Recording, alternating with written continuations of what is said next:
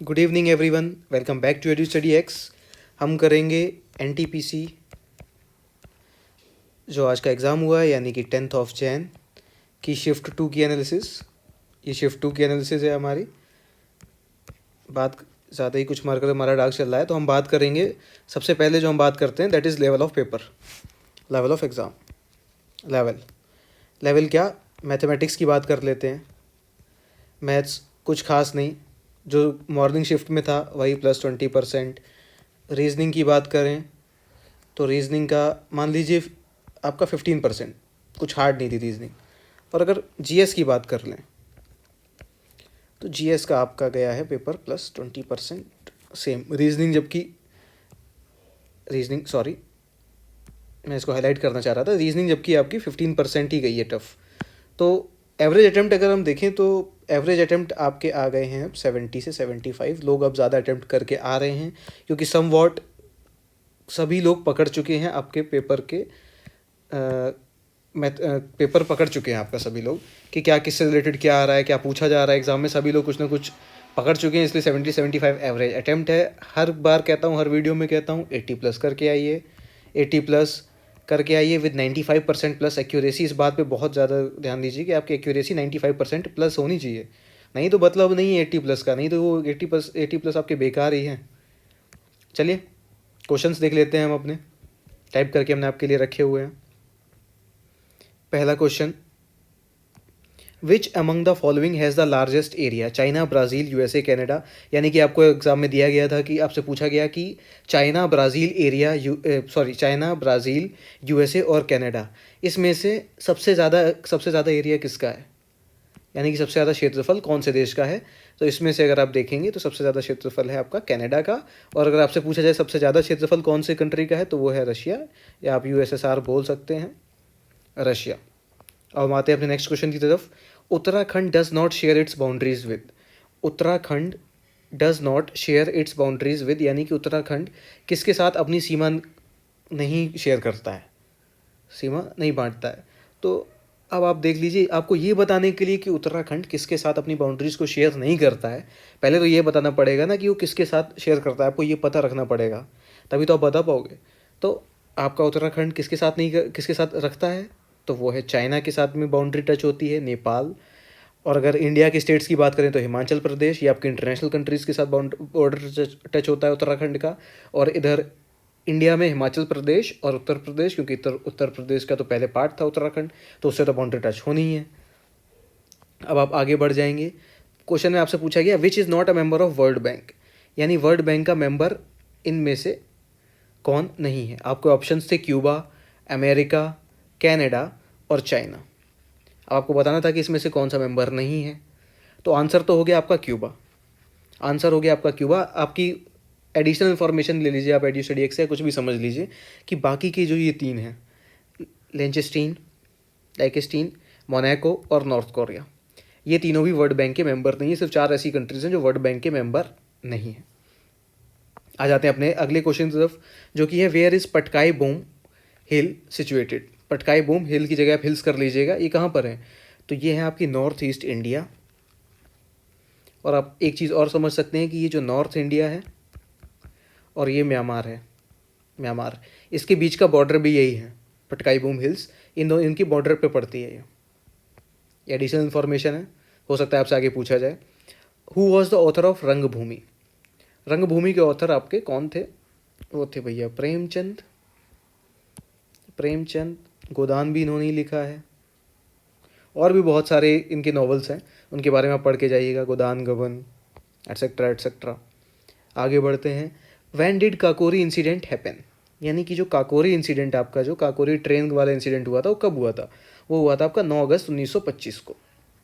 9 अगस्त 1925 को हुआ था आपका काकोरी इंसिडेंट, जब ट्रेन लूटी गई थी, सभी को पता होगा। तो वो आपकी डेट थी 9 अगस्त 1925। अभी अगर आप पिछले दिनों से देखें तो आपसे डेट्स पूछी जा रही हैं कि ये कब ईयर में हुआ था। जैसे कि कल मॉर्ले मिंटो था, मॉर्निंग की शिफ्ट में आपको अलग अलग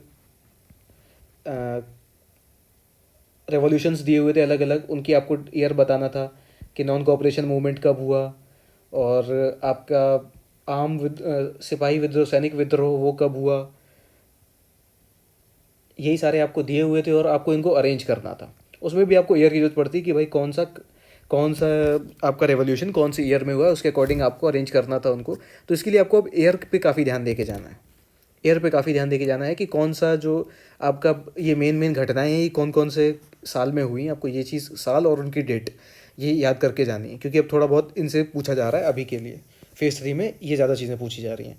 अब देखिए आपसे पूछा गया, who was the prime minister of Britain, prime minister of Britain at the time of first round table conference, यानी कि प्रथम गोल मेज सम्मेलन के समय जो ब्रिटेन था आपका, उस ब्रिटेन के प्राइम मिनिस्टर कौन थे, तो वो थे आपके रैमजे मैकडोनल्ड थे आपके प्राइम मिनिस्टर, सॉरी हाँ प्राइम मिनिस्टर ब्रिटेन के, जब फर्स्ट प्रथम गोलमेज सम्मेलन हुआ था। अब आपसे फुल फॉर्म पूछा गया एलसीडी, फुल फॉर्म तो सारे फुल फॉर्म आप रट लो, पीडीएफ अभी कल पूछा गया, पीडीएफ, यूएसबी, और पता नहीं कौन कौन से फुल फॉर्म आपसे पूछ लिए जाए, तो आप ये सब याद करके जाओ, ठीक है। दैट इज़ एलसीडी का फुल फॉर्म आपको हम बता देते हैं, ये है आपका लिक्विड क्रिस्टल डिस्प्ले। अब आपसे एक और क्वेश्चन पूछा, leaves are green due to, बहुत ही बच्चे 5th 6th क्लास वाला क्वेश्चन, कि पत्तियों का कलर जो आपका रंग होता है वो हरा क्यों होता है, वो होता है क्लोरोफिल की वजह से, क्योंकि इनमें क्लोरोफिल प्रेजेंट होती है, इसलिए उनके पत्तियों का कलर हरा होता है। Next question, who was the founder of BARC, यानी बार्क के फाउंडर कौन थे, तो वो थे आपके होमी जहांगीर भाभा, साइंटिस्ट थे। और बार्क का फुल फॉर्म अगर आपसे पूछा जाए तो वो हो जाएगा आपका Bhabha atomic research centre, Bhabha atomic research centre. अगला question, Gandhi ji that is Mohandas Karamchand Gandhi was thrown out of the train from which station, यानी कि गांधी जी को कौन से स्टेशन से ट्रेन से बाहर फेंक दिया गया था। ये तो सभी को पता है कि साउथ अफ्रीका में फेंके गए थे, साउथ अफ्रीका में उनको ट्रेन से उतार दिया गया था, साउथ अफ्रीका। बट वो स्टेशन कौन सा था, स्टेशन था आपका पीटर मैरिट्सबर्ग, ये स्टेशन था। देखिए फिर से कंप्यूटर के बारे में कह रहा हूँ कि कंप्यूटर के बारे में पढ़ के ज़रूर से जाइए। अब आपसे कुछ नहीं तो ये जब बाकी सब चीज़ें पूछ के थक गया तो आपसे ये पूछ लिया, विच इज़ डिफरेंट, ऑप्शन आपको दिया क्या क्या, माइक्रोसॉफ्ट ऑफिस दिया, माइक्रोसॉफ्ट विंडोज़ है, लिनक्स है और मैक। अब इन चारों में आपको डिफरेंस जो अलग है वो कौन सा बताना है। अब आप अगर ये देखें ना, लाइनक्स, मैक और माइक्रोसॉफ्ट विंडोज़, ये तीनों ऑपरेटिंग सिस्टम है, ये भी ओएस है, ये भी ओएस है और ये भी ओएस है।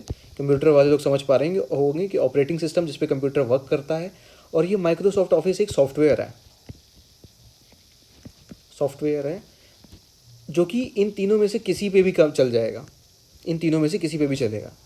लेकिन इसको चलाने के लिए आपके पास ये 3 ओएस होने चाहिए। एंड्रॉइड्स और आईपैड से, या जैसे कि जिससे मैं वीडियो रिकॉर्ड कर रहा हूँ आईपैड या आईफोन, इनमें भी चलते हैं, बट ये ओएस है, ऑपरेटिंग सिस्टम, ये किसके हैं, पीसीज़ के, आपके पीसी लैपटॉप जो भी होते हैं। इसीलिए हमारा जो आंसर हो जाएगा वो हो जाएगा माइक्रोसॉफ्ट ऑफिस।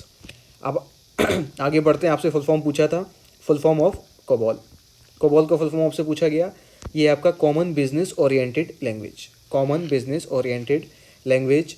मॉर्निंग में आपसे नेबर्ड का पूछा गया था, नेबर्ड आपने अगर किसी ने वो वीडियो नहीं देखा है तो प्लीज़ मॉर्निंग की भी एनालिसिस का वीडियो चेक करके आइएगा, वहाँ पर भी आपको काफ़ी सारे क्वेश्चंस मिल जाएंगे। Who is the largest producer of gold in the world, सोने का सबसे बड़ा प्रोड्यूसर कौन है दुनिया में, सबसे ज़्यादा सोना कहाँ पर प्रोड्यूस होता है, आंसर है चाइना, सभी को पता होगा। अगर सेकंड लार्जेस्ट की बात करें तो वो हो जाएगा ऑस्ट्रेलिया, ऑस्ट्रेलिया है सेकंड लार्जेस्ट। आगे बढ़ जाएंगे आप, which state ranks first in cotton production, यानी कि कपास की खेती में, कपास की खेती सबसे ज़्यादा कहाँ पर होती है, वो है आपका गुजरात। आंसर आपका क्या है, गुजरात, गुजरात में होती है सबसे ज़्यादा कॉटन की खेती। हु डिज़ाइंड इंडिया गेट, कल आपसे गेटवे ऑफ इंडिया पूछा गया था इवनिंग शिफ्ट में, आज पूछा गया है हु डिज़ाइंड इंडिया गेट, तो वो है आपके एडविन लुटियंस। पार्लियामेंट और बाकी सब चीज़ें भी आप पढ़ करके जाइएगा। Who is the author of book flights, यानी कि ये किताब है फ्लाइट्स, इसके ऑथर आपसे पूछा गया, तो वो है आपके ओल्गा तुकारजुक हैं आपके ऑथर फ्लाइट्स के। Next question, which country built flying V ship, flying V ship कौन सी कंट्री ने बनाया, नीदरलैंड्स। फ्लाइंग वी शिप क्या है, फ्लाइंग वी शिप एक वी शेप का एयरक्राफ्ट है, फ्लाइंग वी शिप एक वी शेप का एयरक्राफ्ट है जो कि एक नीदरलैंड बेस्ड कंपनी ने बनाया है, नीदरलैंड बेस्ड कंपनी है, उसने बनाया और उसको उन्होंने नाम दिया है फ्लाइंग वी। आगे बढ़ गए, which is India's largest nuclear plant. तो इंडिया का जो लार्जेस्ट न्यूक्लियर प्लांट है वो तो है आपका कुडानकुलम, और वो कहाँ पर है, वो है आपका तमिलनाडु में, तमिलनाडु में। आगे बढ़ गए, पूछा गया आपसे first deputy chairman of Rajya Sabha. Rajya Sabha के फर्स्ट डिप्टी चेयरमैन कौन थे, Krishnamurthy Rao, Krishnamurthy Rao. Next question, who won the Booker prize for 2018, यानी 2018 में बुकर प्राइज किसको मिला था, वो आपको मिला था एना बर्न्स को, एना बर्न्स, और उनकी बुक का नाम था मिल्कमैन, जिसके लिए उनको प्राइज़ दिया गया था, बुक का नाम था मिल्कमैन, जिसके लिए उनको प्राइज़ ये मिला था।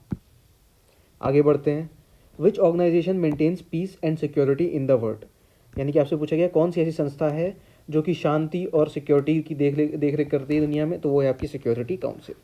कौन सी है, सिक्योरिटी काउंसिल।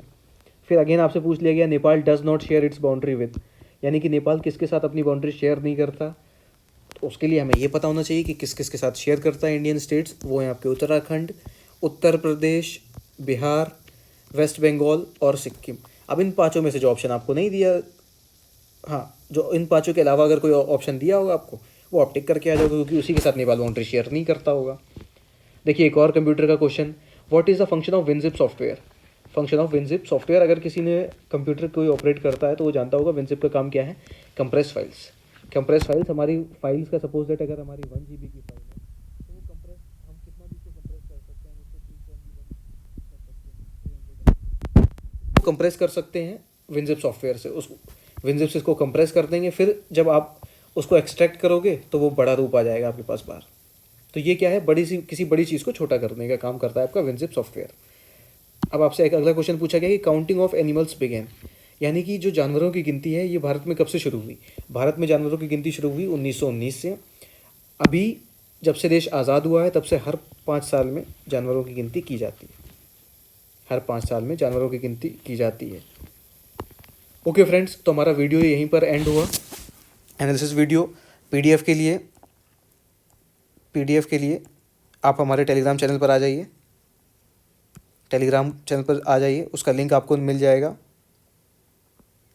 टेलीग्राम चैनल का लिंक आपको डिस्क्रिप्शन में मिल जाएगा। वो हमारा टेलीग्राम चैनल ज्वाइन कीजिए, वहाँ पर हम एसएससी, सीपीओ, एनटीपीसी के जो भी हमारे कंपाइलेशंस होते हैं हम उनको लाते रहते हैं। मैथ्स का कंपाइलेशन है, जीएस, हमारे चैनल पर मैथ्स, जीएस, ये सारे कंपाइलेशंस पड़े हुए हैं।